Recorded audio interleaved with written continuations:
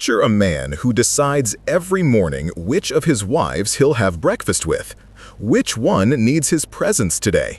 Whose children need their father's attention right now? This isn't luxury. It's not a rich man's whim. It's a survival system honed over centuries in the South African savannah. Zulu polygamy is a unique social adaptation that helps us understand the evolution of human communities and the influence of the environment on cultural development. In our minds, polygamy is associated with inequality, with the oppression of women and archaic traditions that should have been left in the past long ago. But what if it's not that simple? What if polygamy in the Zulu tribe isn't about male egoism, but a well-thought-out strategy for collective survival? Not a harem, but an economic system. When we talk about Zulu polygamy, we're not talking about romance, but about the math of survival. In traditional Zulu society, a wife was worth about 11 cows, a chief's daughter 16 cows, and a princess more than 30 cows. This isn't the price of a woman as a commodity, but an investment in the future of the clan. Why did a cow serve as currency? Because it's milk, meat, leather, status. A cow reproduces, works in the field, which means it's capital that grows on its own. The more wives, the more children. The more children, the more hands to work. The more working hands, the more cows. The more cows, the more opportunities for new marriages. It's an economic machine in which each element reinforces the other. However, the modern economy has changed the rules of the game. Today, even educated Zulu women with their own income still choose polygamous marriages. Why? Because economics is just one of the reasons. There are deeper reasons. Social survival. Why one man isn't enough. In Nglala culture, a man isn't just a husband. He's a protector, a hunter, a warrior, a head of the family.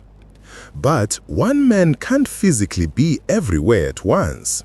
He goes hunting. Who protects the house? He participates in military campaigns. Who takes care of the children? He's engaged in trade. Who looks after the cattle? Polygamy solves this problem by distributing roles among the wives. The first wife usually becomes the senior in the family hierarchy. She coordinates the household, makes decisions in the absence of her husband, and raises the children of other wives as her own. The second wife may specialize in crafts, making clothes, dishes, jewelry for sale. The third in agriculture and food preparation. The fourth in raising children and caring for elderly family members. It's not competition, it's cooperation. Rites of passage: how a polygamous family is created. In Zulu culture, rites of passage define a person's entire life. From birth to death, each important stage is marked by ceremonies that are not only symbolic but also functional. Childhood: preparation for the role. Zulu girls know from an early age that they may become part of a polygamous family. This isn't trauma, but a reality they are gradually prepared for. At the age of 5, a girl learns to take care of younger children. At 10, she helps prepare food for a large family. At 15, she studies complex family relationships by observing older women. Boys go their own way. They learn to manage cattle, a symbol of wealth. They master the art of negotiation in marriage. They study the principles of fair distribution of time between wives. Matchmaking ritual. Family strategy. Marriages in Zulu culture aren't a decision between two people, but a strategic alliance between families. The family chooses a wife for their son not out of love, but for practical reasons. The ability to bear healthy children, the ability to work in a team with other wives, skills that complement those already in the family, connections with influential clans. The girl is informed of the family's decision last. She's told that she'll be the fourth or fifth wife, what place she'll take in the family hierarchy, and what responsibilities she'll perform. Ceremony of entering a polygamous family. When a new wife comes to the house, a special integration ceremony is held. She meets not only her husband, but also the other wives, learns the rules of the house, and gets her place in the family structure. The senior wife becomes a mentor, explaining the unwritten rules, how to avoid conflicts, when the husband spends time with each wife, how to raise children, what are the obligations to the husband's family, the architecture of polygamy, the family crawl. Zulu polygamous families don't live chaotically. Their homes are built according to strict rules that reflect the family hierarchy. Secular layout of the kraal. The first house is the grandmother's house, the husband's mother. This is the center of the family circle, a place for making important decisions and resolving conflicts. The husband's house is built next to it, then the first wife's house. The second wife's house is located on the opposite side of the circle, also next to the grandmother's house. The third wife is next to the first. The fourth is next to the second. This layout minimizes conflicts and gives each wife equal access to the center of family power. Children's homes. Children live separately, boys in one house, girls in another. This teaches them to function as a team from childhood. They grow up with the understanding that family isn't just mom and dad, but a large system of interconnected people. Matriarchal elements in a patriarchal system. Paradox. Despite the fact that the man is formally the head of the family, real power often belongs to women. Grandmother is the true leader. The husband's mother has enormous influence. She resolves conflicts. She determines when the husband should take a new wife. She controls the budget. She makes decisions about raising children. Her house is the first in the kraal, a symbol of her central role. The senior wife is the managing director. The first wife is the coordinator of all activities. When the husband is away, she makes decisions, distributes responsibilities, and oversees upbringing and household management.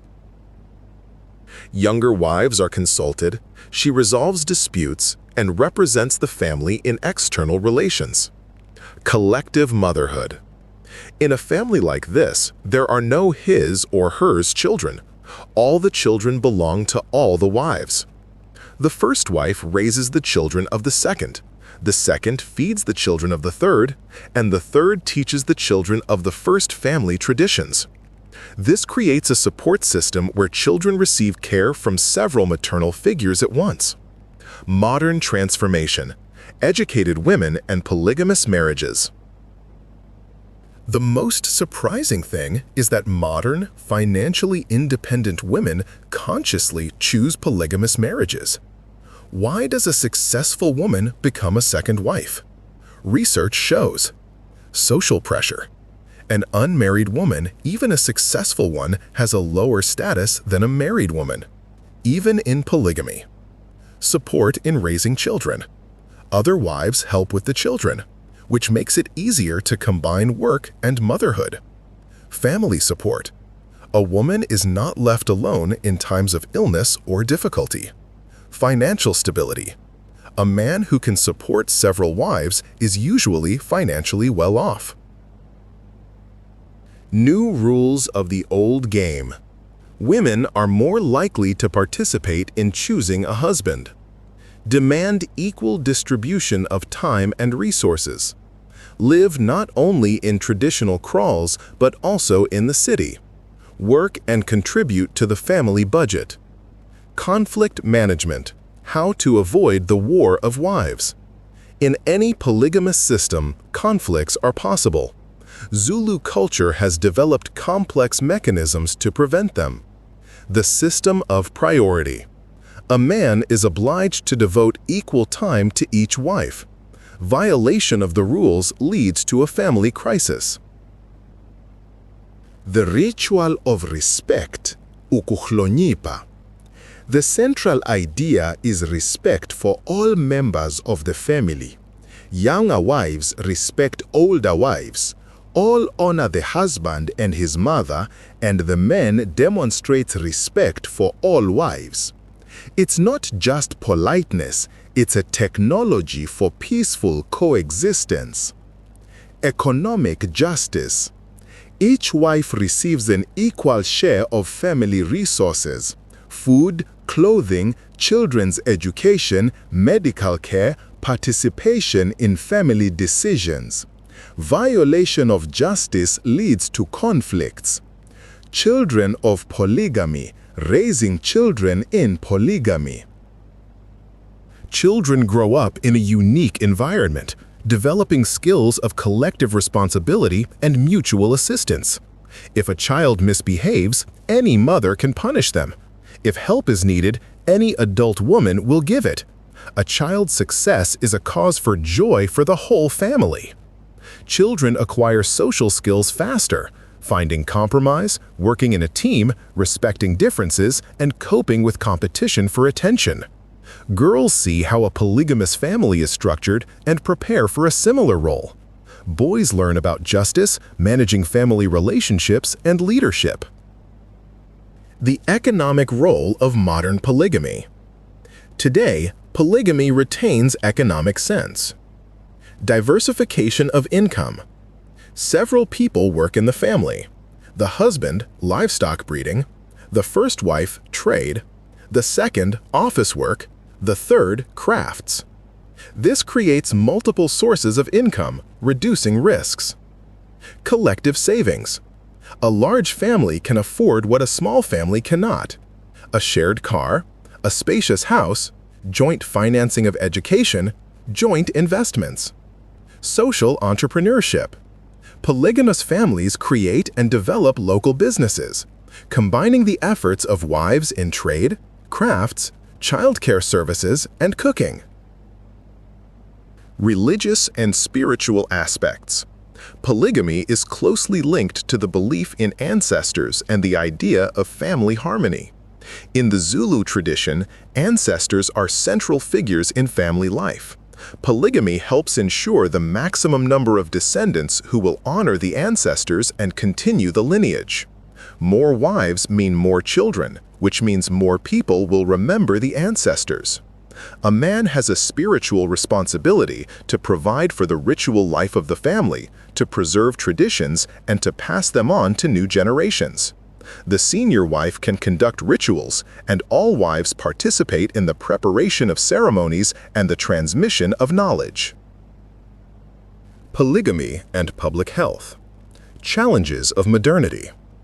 Polygamy can contribute to the spread of HIV, so Zulu families are adapting, undergoing regular testing, discussing health issues, and participating in educational programs. Wives may experience stress from competition, anxiety about finances, and the search for their own identity, but collective upbringing and support reduce the level of isolation. Legal aspects of modern polygamy. In South Africa, polygamy is officially recognized for customary law marriages.